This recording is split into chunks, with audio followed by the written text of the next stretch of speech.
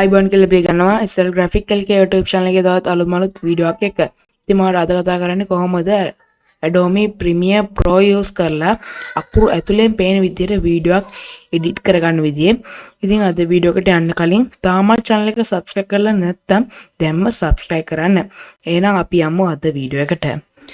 හරි මම Adobe Premiere Pro open කරගන්නම්. ඊට පස්සේ continue වලදී ඊට පස්සේ මම මෙතන new project එක open කරගන්න.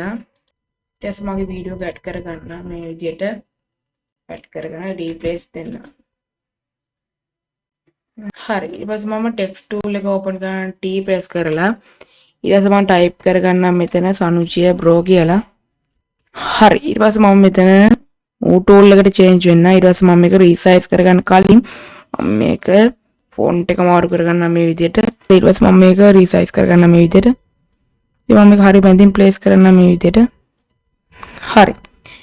ඊට පස්සේ මම මෙතන shape එකක් create කරගන්න මේ විදිහට. ඊට පස්සේ මම shape එකේ color එක මම black කියන එක දෙන්න. ඊට පස්සේ මම මේක text එක යටින් දා ගන්නවා.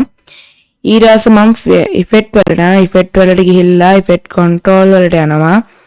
effect control panel එක open කරගන්න. ඊට පස්සේ මම මෙතන blender mode එකේ මම මෙතන multiply කියන එක press කරනවා. ඊට පස්සේ මෙන්න මේ වගේ text එක add වෙනවා. ඉතින් ගොඩක් දුරට ඉවරයි. දැන් ඉවරයි. ඉතින් මේක අපි දැන් enter කරලා මේක quick export කරගමු මේ විදිහට. ඉතින් ඔච්චරයි කරන්න ඕනේ මේ effect එක add කරගන්න. ඉතින් අද වීඩියෝ එක මෙතනින් ඉවරයි. මේ වගේ තවත් සුපිරිම content එකක් හමනම් ඔයාලට සුබ දවසක්.